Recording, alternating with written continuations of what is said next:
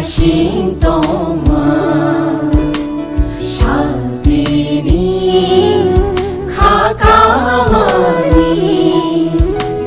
Kifilkha Nai Shintoma Shaltini Khakamani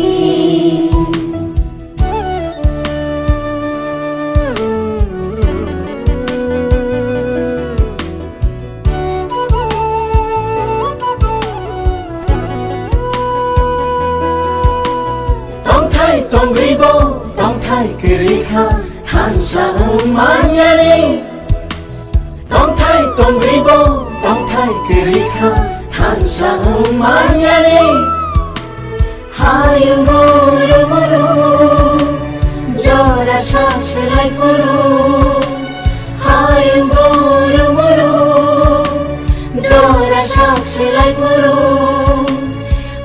এতদিন ধরে আমরা দেখেছি যে মানিক্য ডাইনেস্টি শেষ মহারাজা যে আমাদের ত্রিপুরার যে ছিল তিনি হচ্ছেন মহারাজা বীর বিক্রম কিশোর মানিক্য বাহাদুর। আমরা দেখলাম যে আগের যে সরকার ছিল ওনাদের ইতিহাস মানুষ যেন না জানতে পারে তার সবসময় ওরা এই বিষয়ে সবার সামনে এই কথাগুলো বলতেন যে ত্রিপুরার মহারাজারা কিছুই করেননি। কিন্তু 2018-তে যখন ভারতীয় জনতা পার্টির সরকার এখানে প্রতিষ্ঠিত হলো আমরা কিন্তু সেই সম্মান আমরা দিয়েছি। আমরা সম্মান দিতে জানি এবং বিশেষ করে আমাদের মাননীয় প্রধানমন্ত্রীজি সবসময় যারা এই দেশের জন্য কাজ করে গেছেন, যাদের ইতিহাস কখনো ভোলার নয়, তাদেরকে স্মরণ করার যে রীতিনীতি সেটা আমরাও বিশ্বাসী এবং সেইভাবে কিন্তু আমরা কাজ করে গেছি। আমরা এতদিন দেখেছি যে যারা জনজাতি ভাই বোনেরা আছে তাদেরকে নিয়ে ভোট বাক্সে যে একটা চিন্তা ভাবনা এতদিন ওরা চিন্তা করে। আমরা এসে দেখলাম যে এই যে একটা মানে পরিবেশ এতদিন ধরে ত্রিপুরাতে বিদ্যমান ছিল তার থেকে আমরা বের করে নিয়ে এসে আমরা সবসময় আমরা জানি যে আমরা একটা আদর্শে বিশ্বাস করি এবং যারা অন্তিম ব্যক্তি, যারা বিশেষ করে জনজাতি গোষ্ঠীর যারা আছে তাদের যদি উন্নয়ন না হয় তবে কোনোদিনই রাজ্যের উন্নতি হবে না। তো আমরা সেই দিশায় কাজ করছি এবং আমাদের মাননীয় প্রধানমন্ত্রী যে আপনারা সবাই জানেন যে একজন জনজাতি ওনার উদ্যোগে জনজাতি মহিলা আজকে ভারতবর্ষের রাষ্ট্রপতি। এখানে আমরা জনজাতিদের জন্য ত্রিপুরা সরকার যে বিভিন্ন উন্নয়নের পরিকল্পনা আমরা নিয়েছি, এখানে ডিসিতে বারবার ওনারা কিছু যারা বিধায়িকারা আছেন এবার বিধানসভায় করার চেষ্টা করেছে যে মাত্র 600 কোটি টাকা ওনাদের জন্য বরাদ্দ করা হয়েছে বাজেটে। কিন্তু ওনাদেরকে আমি তথ্য নিয়ে আমি বলেছি সেরকম আমাদের যে 49 যে লাইন ডিপার্টমেন্ট আছে সেখানে আমরা প্রায় 5000 কোটি টাকা আমরা জনজাতির উন্নয়নে এডিসি এলাকায় আমরা কাজ করেছি। এবারেও বাজেট অনেক বাড়িয়েছি ওনাদের জন্য, সাব প্ল্যানেও বাজেট অনেক বাড়িয়েছি আমরা।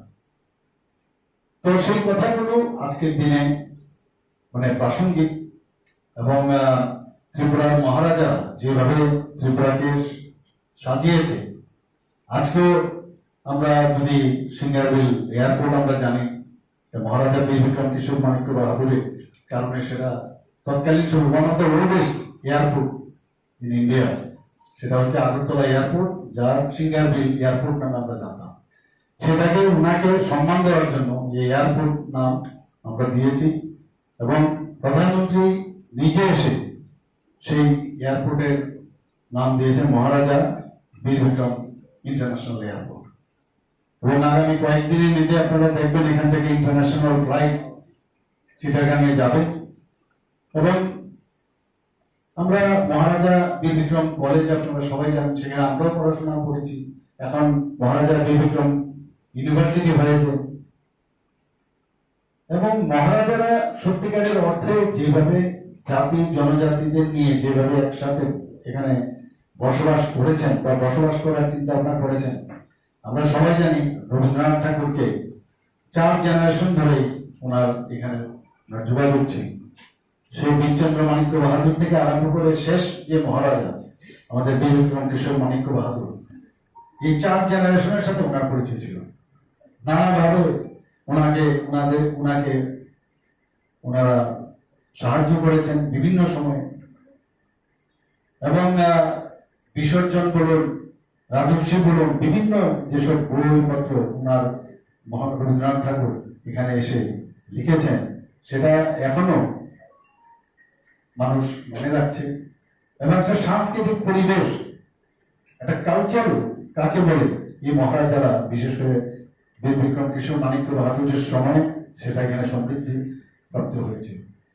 তো আজকের এই দিনে আমি ত্রিপুরাবাসীকে এবং আমাদের যারা এখানে কার্যকর্তারা আছেন সবাইকে আমি হার্দিক অভিনন্দন জানাবো, এবং আমি ওনাদেরকে বলবো যে ওনার সম্পর্কে জানা, আরো ওনার সম্পর্কে পড়া, এবং ওনারা যে কাজ করেছেন, একটা শান্তির পরিবেশ ত্রিপুরাতে সবসময় বিদ্যমান ছিল।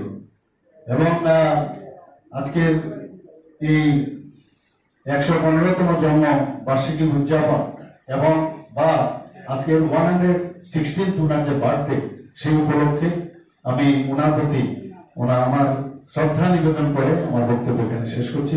নমস্কার, জয় হিন্দ, ভারত মাতা কি জয়।